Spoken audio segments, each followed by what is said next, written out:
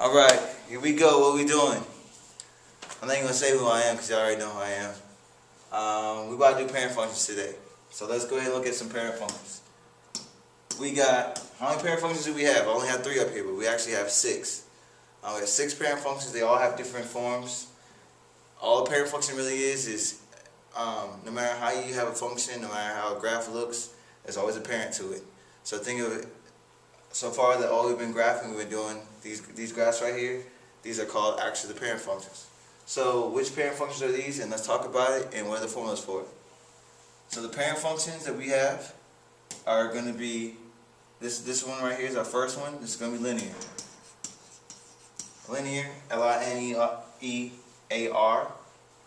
The formula for linear is y is equal to x, right? Now that's the normal formula. There's also another formula, the vertex form.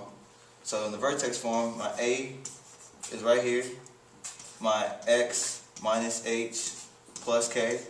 And if you don't know what this means, I'll talk about this later in part 2. So I'll cover this in more detail in part 2. This is called the vertex form right here. Our next function is called a rational.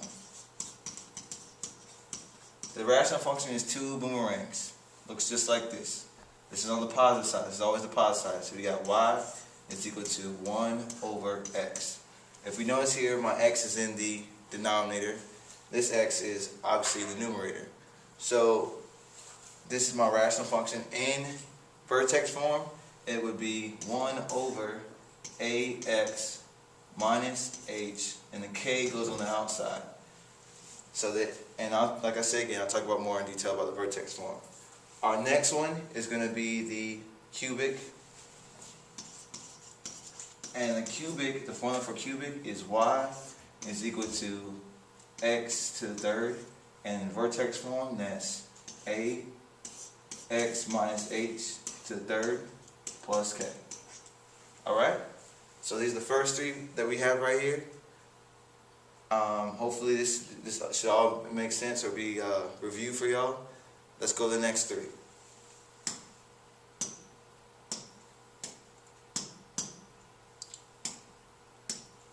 Alright, our next 3. We got 3 more. This is going to be called the square root function. As you see here, square root, and I'm going to underline the r because if it's a lowercase r, it looks just like this, right? Square root. And the formula for square root is actually, like I said, a square root, so square root of x. And then vertex form is a square root x minus h, and my h underneath the square root sign, plus k. And my k is on the outside.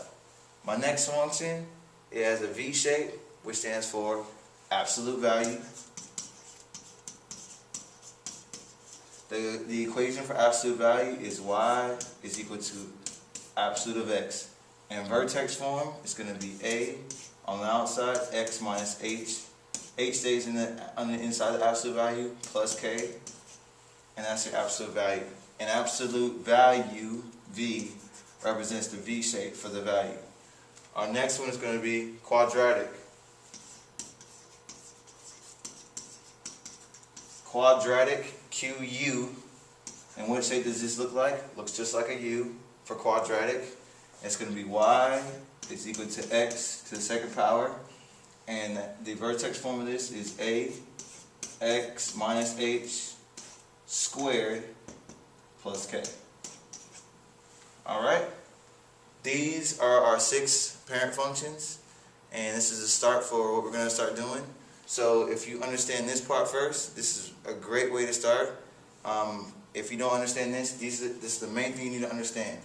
You need to understand the name, what they look like, what formula they have, vertex form is what we're focusing on, and we'll talk about shifting and moving later. Alright, so this is part 1. Hope this helps. Hopefully if you check out my video of part 2, I'll be able to go in more detail what else you need to learn. Alright, thank you.